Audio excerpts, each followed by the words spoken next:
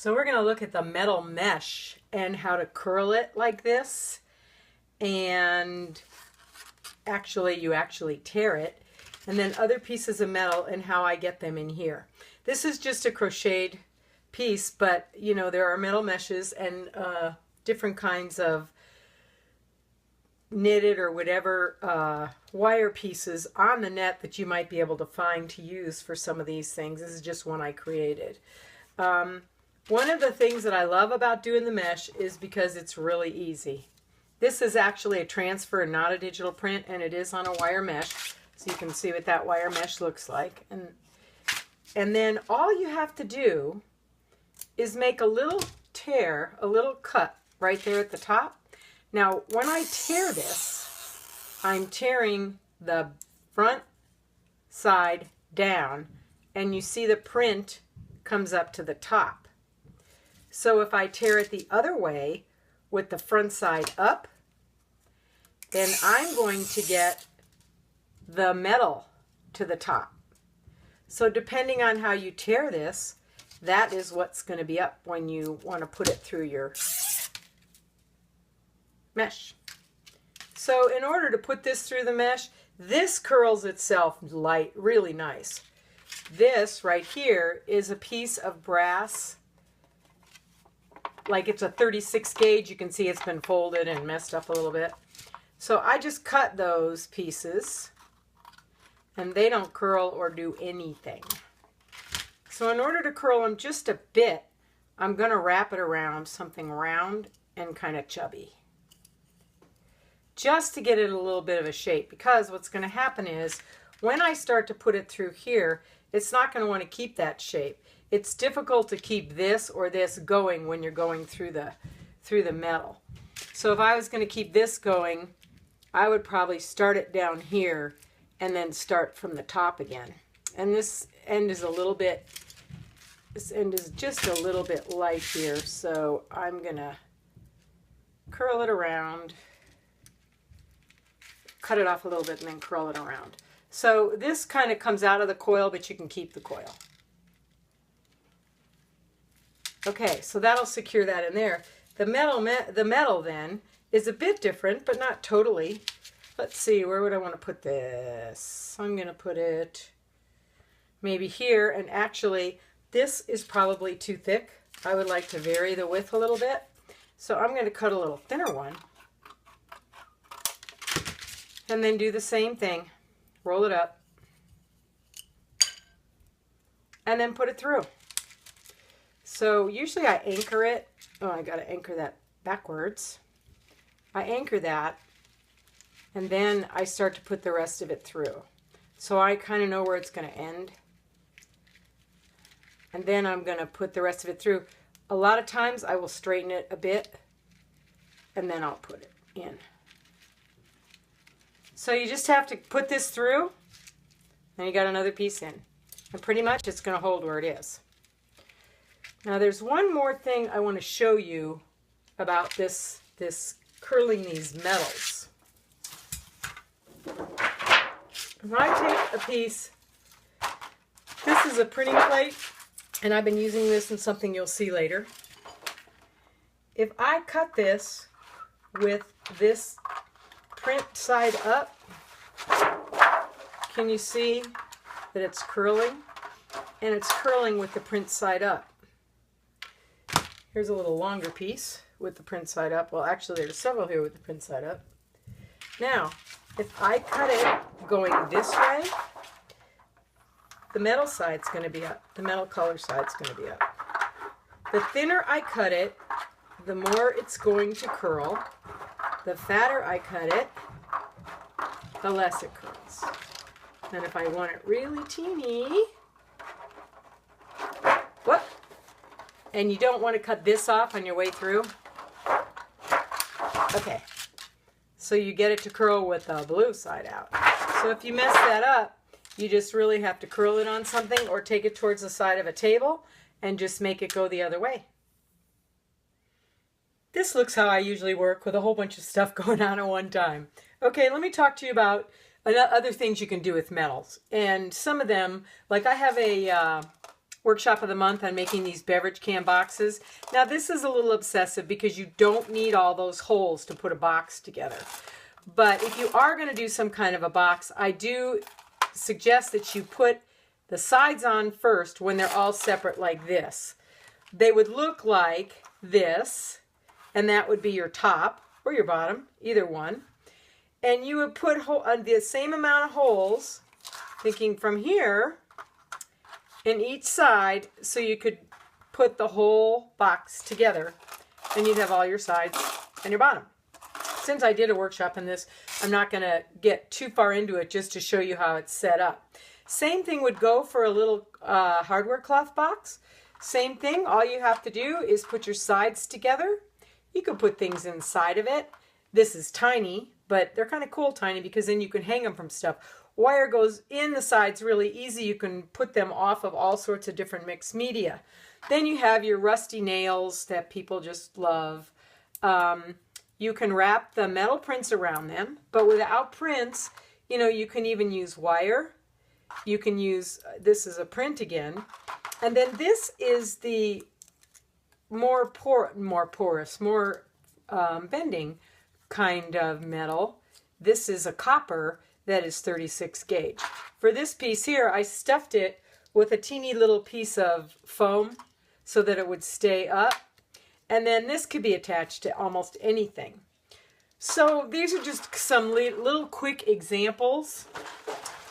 Then these are others you can print, or you can use metals that are painted or anything else and then string them together to use as elements and things.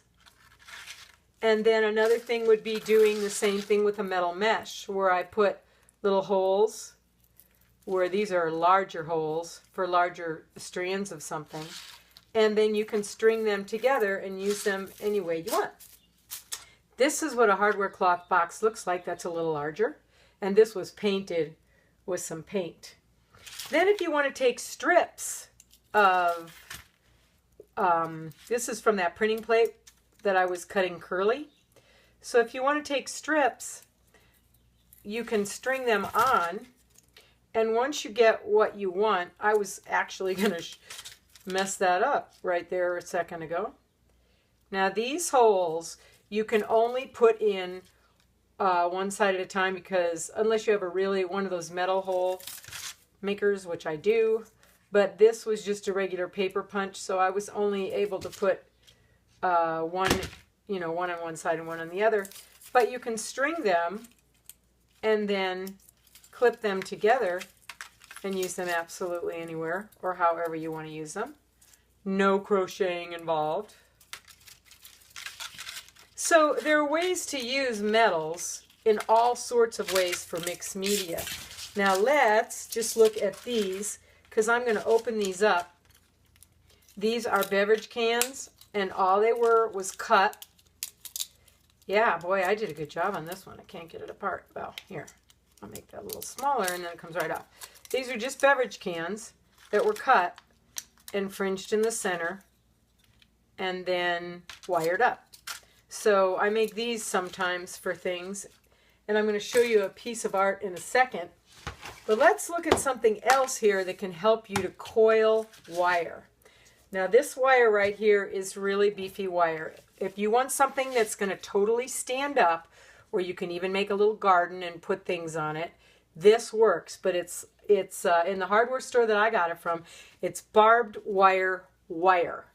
And it comes in a spool, but once you take the plastic off, the spool like explodes. So what I do is, before I open any of the edges of it, I tape the top, and then I start to open the plastic, and I tape the sides, and I tape the top, and I tape the bottom.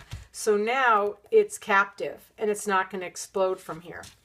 Then, if I want to coil this, it makes a really, really great coil, and it's very firm. It's really firm because it's a very thick wire. So I put a hole in a little dowel rod. I drilled a hole. And then all you need to do, and you can see this is really heavy wire here, is wrap it. And then once you're done, this can be a little tricky. Actually, if you know anything about making jump rings, you can cut them all the way down with a grinder, but may not be what you want to do, then I'm going to have to take this out of here in order to uncoil it. So I either have to do it like that, or else I just absolutely use a wire cutter, which is there too, and take it off. You can see how firm this is. So it's a really good wire to use on metals or something that you want it to stay put, or 3D so it can hang out of it. The other wire that I use sometimes, and this is just a 19 gauge. So this isn't too hard to wrap around anything. So if you want it this thick, you would wrap it around this kind of a thing. And if you wanted it to get smaller, you can just wrap it around anything. You can see this is firm, but it's not anywhere near as beefy as this gauge wire is. So this is kind of a good wire to put things together with, and you can even make spirals if you're doing some kind of journal books, but you have to be really careful to get them the right way and get the holes big enough so this will fit. Okay, now another thing that I really like to do is I like to crush up this metal when it's printed. Makes a really cool surface, but it's a little difficult to do. You have to be pretty unforgiving with it. It won't, if you just push it up like this, and then I'm going to hammer it a little bit, because I've tried brayers, but this is a little loose. What will happen, and I'm not going to do this on the table because the camera's going to move, as you hit this with this, can you see that go down? And that goes down too. So it spreads out again. So you have some choices here. This is how I've started this one, so that it'll kind of end up like here. But I have to actually fold it in, so I've got folds going on in it before I can crush it up really well. And then I'm going to hit it with my hammer and crush it up. Now I have these, what do you call them? These lines on my table. And so when I do this, if I want it to come to a certain size, like I want to make a couple like this, where they're back to back, then I'm going to shape them along the lines and bring them in. Now, first of all, I would never have left this if I wasn't doing it just for this. I wouldn't have left this line here. I would have cut this off, because eventually it's going to show in my actual finished piece. So this is a little trickier, and you have to get a sense for it, but you can see how I have bent it over, and it makes a really, really cool surface. Same thing this will do if I start working on it and get it bent in. And then the other thing that you can do is you can use clamps and clamp the edges on a table, at the edge of a table, and then it's not going to spread out as soon as you hammer it down. Now, we all know how people love found objects, and these aren't rusty little objects, but I want to show you something in case you don't want to use the rust. You can see this has been cleaned off, and this has not. But if you turn it over, on this side, it was rusty just like this, and I used my Dremel tool, my little tool here, and for the top up here, I just cleaned it off with this brush tool. And on the bottom here, I cleaned it off with this tool, which made more of a grinding thing for it. So you can pretty much bring these found objects back to a real shiny silver if they're steel, with just a little bit of work. Now this one here was just as rusty, but I just buffed it up a teeny bit, and I did drill a hole in it so I could attach it to something. It is possible to drill holes in them, so if you want to attach them with wire or something, you can.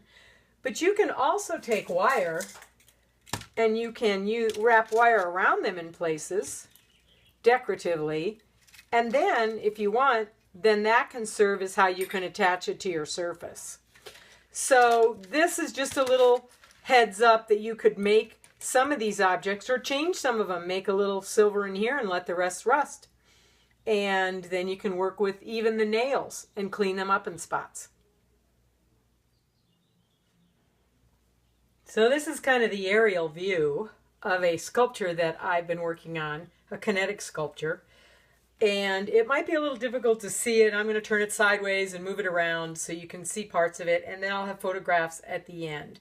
But this is a place where I used a lot of these techniques that I was showing you. This is a kinetic sculpture, like I said, so it moves.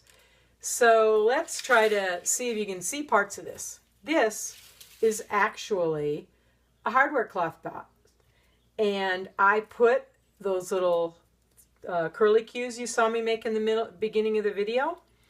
This rod here, this is 3/16 inch rod, and this is 1/4 inch rod that I bend and I welded together. This is right here. I used wire, a 28 gauge real fine wire, to attach this here. And the box I make like I make the boxes. This coil you see here is actually the really heavy wire that I showed you how to coil. Then, of course, there's some beads and just some other wire coiled over it. Right here, I used the top of the beverage cans. Here, I used a little bit of bone. I think that's what this is. I'm not totally sure. It came from a beading store. And then there's some little washers of springs right there. Here, I took a beverage can, and I don't know if that takes it out of the thing. Maybe it's kind of hard to see this, huh? This, I cut the beverage can real teeny tiny, and I put it on little pieces of hardware cloth as I added it to the top here. And then these are just the actual coiled pieces of metal that I printed. And then some more hardware cloth here at this point. And I guess that's about it.